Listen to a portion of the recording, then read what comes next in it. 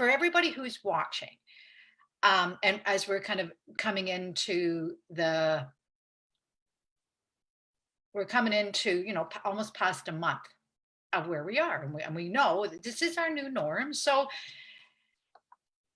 I'm very much, and I prefer to be more optimistic, because I do have, we all have that ability to decide, do we want to stay on the negative or on the positive? Got it. I prefer to be on the positive, and the more that I stay on the positive, the more content and happy, and the feeling is incredible. No matter what's going on, no matter, we're in a crisis, we're in this, we're in that, but we only have this moment right now. And it's just really exciting, Camilla, to have you with us and continue to share how we continue to stay on the positive. Well, you mentioned staying positive, and I know that we've been talking a lot about mindfulness during this COVID crisis. And so what comes to mind for me is serotonin. So some of you have heard about it. Most of you probably don't know what it is, but I think, so if for those that don't know me, one thing that I really like, or I stand behind, are evidence-based information. Prove it to me. Yes. Because if there's no information, no, how do you say, research behind it, then I tend to question. That's just who I am. I'm curious. So I read a lot of journals. I read a lot of research that's been out there. And then I even question that research. Who does it? Who funds it? Right? Yeah.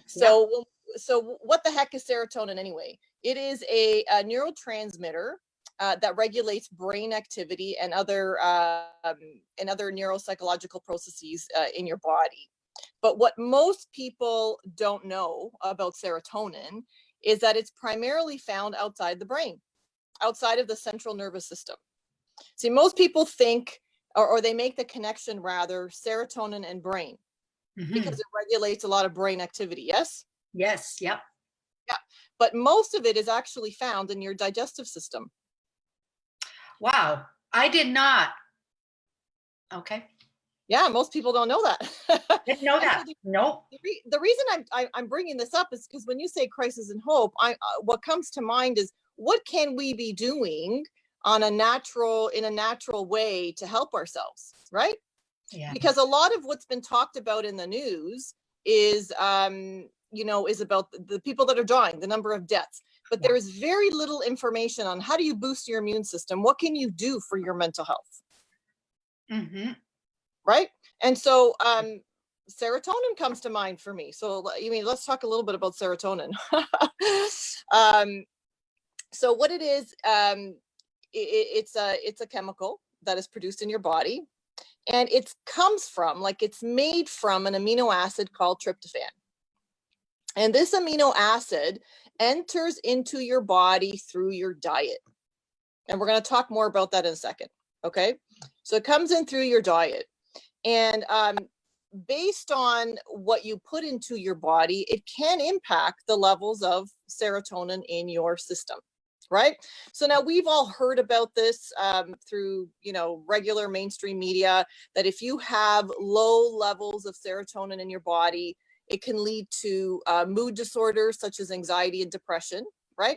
It can lead to blood clotting. There's been recent research, well, not recent, but the last 10 years, what they have found is that there is serotonin, that serotonin also impacts blood platelets, or the formation of blood platelets, right? So if you have too little serotonin in your body, then your blood cannot clot and therefore cannot heal itself.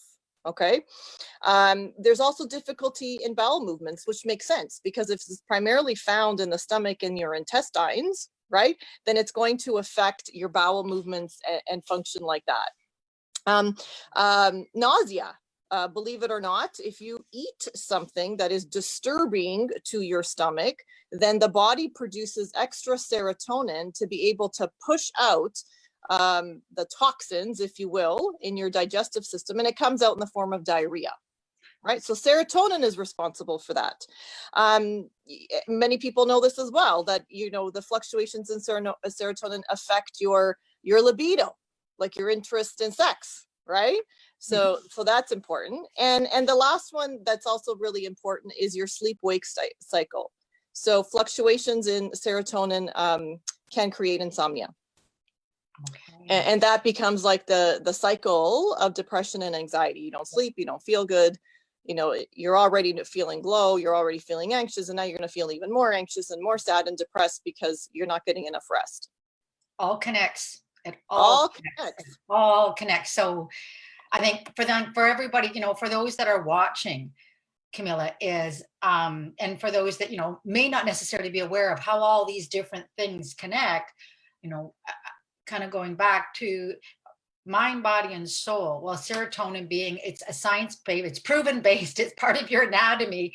But what I'm really hearing is that, well, first, I didn't know it lived outside of the brain. Number two, I didn't realize that it was part of our digestive system. But what I'm also really hearing is just how powerful it is with what it's able to do to get negative, to push stuff out of our system that shouldn't be there, if you will. You know, we're all human, so we have an input and an output. Absolutely. Well said. Well said. Well said. And, you know, there's also a slew of other things that come on with the, I guess, with increased anxiety and depression, and that's drug and alcohol addiction, right? So many people self-medicate that way. You know, I used to think that people, you know, growing up with the stigma in my family, you know, I was taught that people that were addicted to drugs and alcohol were bad people and they had all these issues. But, you know, in reality, there are many, many people that are addicted to drugs and alcohol. I'm not saying that, you know, people that don't have trauma in their background don't have this as well. I'm just saying that there are many people that don't have trauma in their backgrounds and still become addicted to drug and alcohol. And that's because of their levels of serotonin. Like they have anxiety and depression, and that's how they deal with it. Yeah. You know, here's another interesting fact. You know, while low levels of serotonin impact your body, there's something called high levels of serotonin. And if you have high levels of serotonin, you actually have problems as well, right? And one of them is osteoporosis. So with increased levels of serotonin in your body, you get weakened bones. And that, you know, is not a good thing. And there's also some tumors that get created from increased levels of serotonin. Now, I want to, you know, just put out there that I'm not a physician. I'm not a medical doctor by any means. I just do a lot of research and I like to learn a lot of things. So if you suspect for yourself that you've got an imbalance of some kind, it's really important to speak to your doctor. You can get a test. In a blood test, you can discover what your levels of serotonin are. Yeah. So, you know, talk to your doctor about that. Do you fall within the range of what's considered normal? And you know, Camilla, I thank you immensely for sharing that, because I kind of, you know, if I have a philosophy and I say to people, if I can do it, anybody can do it. Because I can remember a number of years ago, you know, we call it communication, right? Because how do we communicate? How do we, you know, you want to, and when you're, in my scenario, and this was a number of years ago, it was just, it was at a point in time where we knew that when anytime you're having a challenge or anxiety where you feel like you can't breathe or whatever, well, what was our thing? You go to the doctor first, you share with them, and they then can refer you. So I've always been a believer in being very resourceful. And we don't, you know, for those that specialize, just Camilla, you are an expert in your domain. You are a psychotherapist. You are, you have studied, you have, you know, there's, this is your area of expertise. When I look at other, like if I think for a lawyer that studies and specializes in criminal law, that's their area of expertise. So I'm not going to try and become the doctor. I'm going to go to those that have already studied, know it. Right. I want the truth, but I want to be very resourceful about it. And in this kind of, you know, what you're sharing, Camilla, and where we are, this was a number of years ago. I remember where we took that step, and I took that step. There was just things that were not feeling right. And what did we do? We reached out for help. But as we reached out for help, if you will, it was just learning how to better communicate, how to better. And I remember going through tests and so forth on, do we have this? Do we have this? Do we have this? So it's just being resourceful, where we sit back, Camilla, and we don't do anything, or we just talk to our friends, which is wonderful. It's a great place to start. But if we're still feeling this way, I just want everybody to know how important this is, Camilla, to realize if you're feeling like, you have just your energy doesn't feel right, or how do I cope? Or you start to fall into that, oh my goodness, how many more people are dying? And we know this is not a great state, but what about all the hope that's out there? What about all the people that are surviving? What about just staying focused on that? Yeah, no, absolutely, absolutely. And the good news today is that there is an overlap with the medical model and mental health. And we are finding, which I absolutely love, is that many doctors, while they can prescribe, some of them are holding off on prescribing and saying, let's do some psychotherapy. Let's do some counseling first. Let's see if we can, impact the way that you think.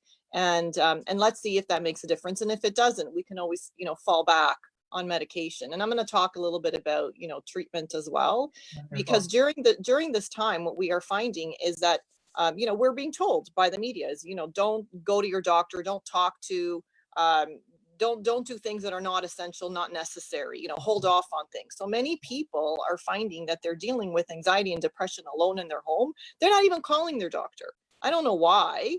Many doctors are available. They want to hear from you. If you've got issues, you've got stuff going on. A lot of them will talk to you over the phone and decide whether or not you need to come in. And if they've known you for 20, 30 years, I don't know, because I haven't seen this, but maybe they'll even prescribe something. You just go to the pharmacy and pick it up. And a lot of them will continue seeing in office. So it's important that you be in communication with your physicians if you're starting to feel like this anxiety is something that you can't grab a hold of. Yeah. Which is, and because so your physicians are essential services, Camilla. So Absolutely. I know that, and it wasn't that long, we were caught into this where we were doing our annual medicals right when COVID kind of reared its head, and here it go. So my, do I go? Do I don't go? I'm like, well, if Dr. Sen is that we go, and you have your precautions and so forth, but things like they're taking calls. I'm aware that some physicians, Camilla, they may set up a Zoom call. They may, but they want you to connect with them, because things are adjusting, but things are not stopping. But we absolutely want to be as grounded and balanced and positive as possible, because it's hope that's getting us through this. We'll make adjustments, and it'll be the new norm for a while, but things won't just stop. We can help ourselves as well. And I'm glad that you said that, Michelle, because I if anything gets said today, it's the message of that we can help ourselves, that there are things that we can do, and that we're not doomed by staying at home. Absolutely not. Yeah. Absolutely not. I'm, as I said, continue this. I'm so super excited that you're with us 3 times a week, because I want to, and I am going to find a way that we can kind of pull people or pull questions in, because I know, Camilla, that there's a lot of people out there that they might, it's not sometimes what we say, it's what we don't say. Right. Silence.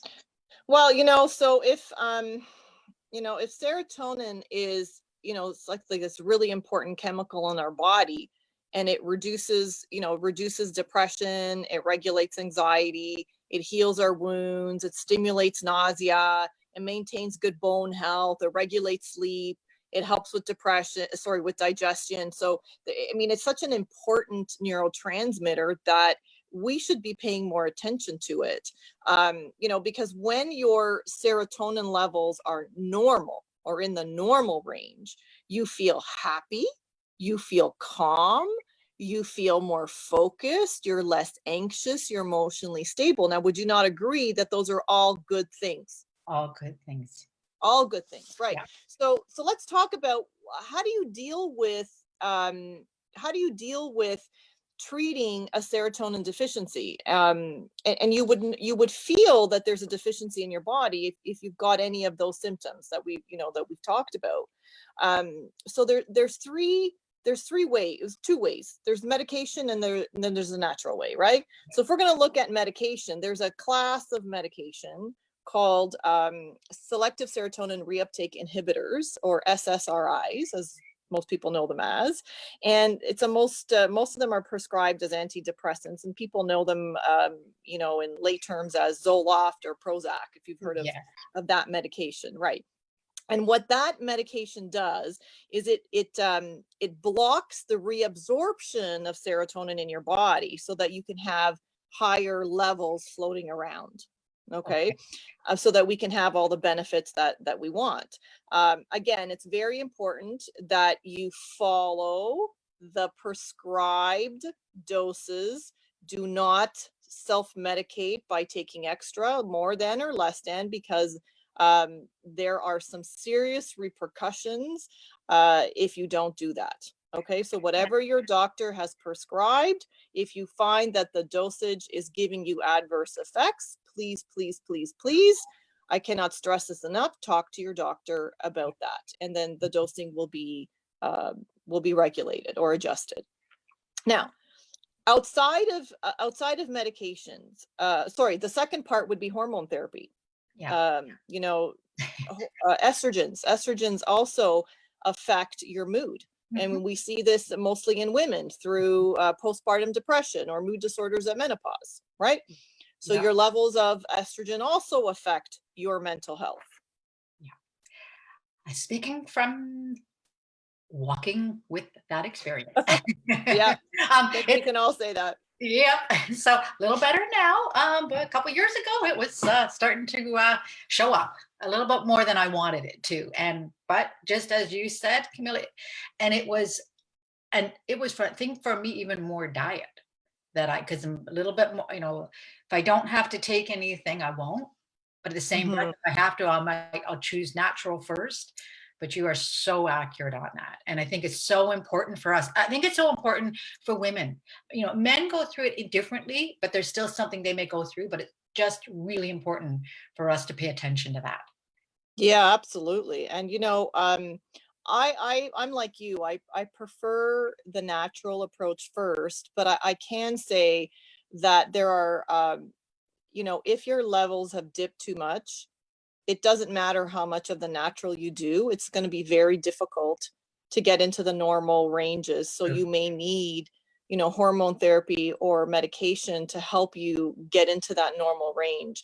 Yeah. And again, that is a conversation to have with your doctor to see which path is right for you, right? Because most of us, as you know, as women, we wait until the last minute. Oh, we were the last ones to take care of ourselves because it's, just a little bit of everybody else and no, I'm strong. And then all of a sudden we're kind of, why do we feel this way? Yeah, it's like you're drowning and you don't even know you're drowning until you're like done, right? That's right. Mm-hmm. So good. And just to comment on the clinical depression. So I have a brother of mine who's very open and, I'm so proud of how far he's come because he was diagnosed about, I think 17, 18 years ago with clinical depression. And you are 1,000% correct.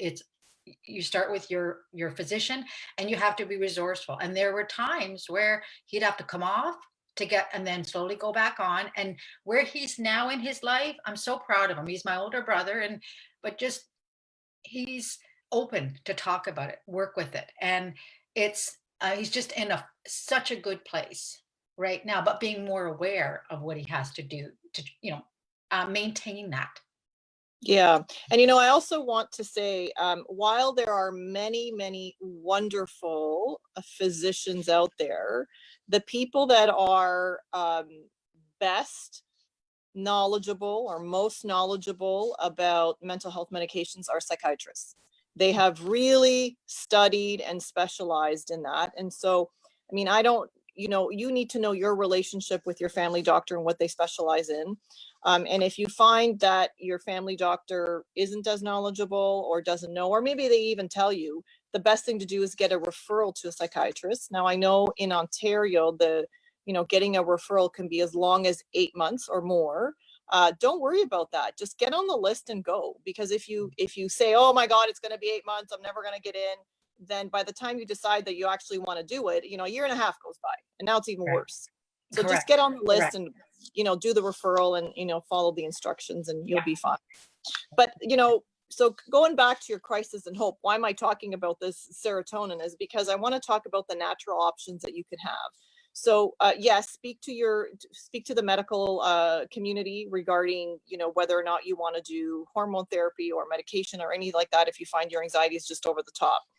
But there are things that you could do naturally, and we're going to talk about that. And this is information that I want you to know, it's been published in the Journal of Psychiatry and Neuroscience. So there is research behind what I'm going to say. This isn't something like people made it up and decided that it was a good idea. Okay.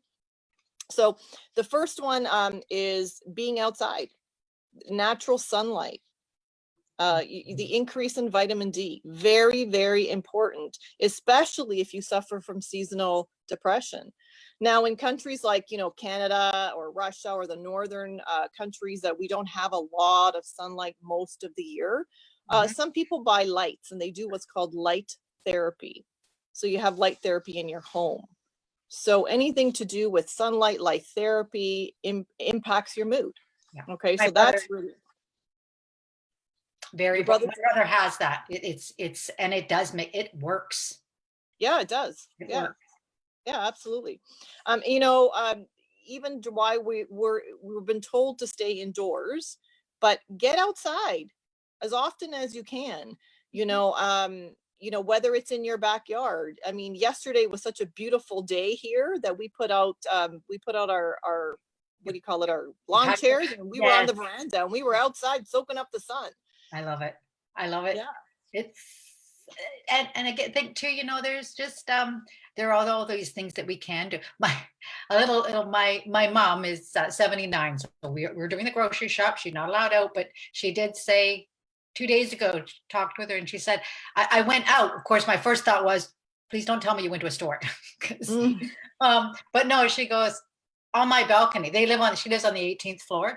And I felt so good. But she just went outside and sat on her chair and just took in the fresh air. And it was starting to affect her, just being inside. Absolutely. We need to, and I'm not saying going out means, going out to the store. It just be outside. Be outside. Yeah, very good. Exercise. I know we've talked a lot about exercise in the last couple of, I guess, conversations that we've had, but I want to talk about the science behind exercise. So we've talked about, or people do know about, endorphins, right? Like when you exercise, it increases your endorphin levels in your body. And endorphins typically, so first of all, endorphins have been shown to impact depression. So that's a good thing. It impacts your mood. But here's the other thing, and I don't know that people know this. Endorphins typically last about 24 hours in your body. So what does that mean? It means that if you are exercising, like cardio exercising 2 times a week, you are not going to benefit from the levels of endorphins in your body. You need to be exercising every other day in order to keep your endorphin levels at a range where it would impact your mood. Does that make sense? It makes so much sense. For those that may not be aware, Camilla, many years ago, I kind of got into fitness and got into teaching. But I always felt that if I didn't do it at least 3 or 4 times a week, I could feel how different I would feel. So it just became, I have to do it to make me feel good. I have to do it so I would train my brain over. And that is what became kind of my magic pill, if you will, not realizing until, years later, my goodness, that is what I need. Like I have to have that, just like you get up and just like you have to eat. I've got, even if it's just walking, speed walking, but if I don't, and I have gone through a couple of scenarios where I fell off the wagon, and you feel it. And you just know the difference of what you feel like when you do versus what you feel like when you don't. Yeah, absolutely. And it's important this is why they say regular exercise, regular consistent exercise. So every other day, if not every day, if you can do every day, and when we say consistent regular exercise, it doesn't need to be an hour and a half, at least 20 to 30 minutes. I mean, 20 to 30 minutes infused into your day as a regular routine Yeah. will literally impact and stabilize your moods. Yeah. So if that's not, something that you can have control over, I don't know what is. I mean, even honestly, even if you have to walk up and down your stairs That's true. you can do that. Or we do have a home gym. Like, it's something that we just built up over the years. But timing. And so what did I made sure that this was one of the first, I follow Your Health is Your Wealth in the morning through the High Five Club. So it was actually them that kind of inspired me to, because I was down to 2 days a week, Camilla. And I knew it wasn't right, but there was just a lot of stuff that I had to get through. But I forced myself. My 2 days finally got back to 3 days a week. And so today I did a walk. That's it. I had no more than 20 minutes, but I made sure I was doing that 20-minute speed walk. Yes. Yeah, absolutely.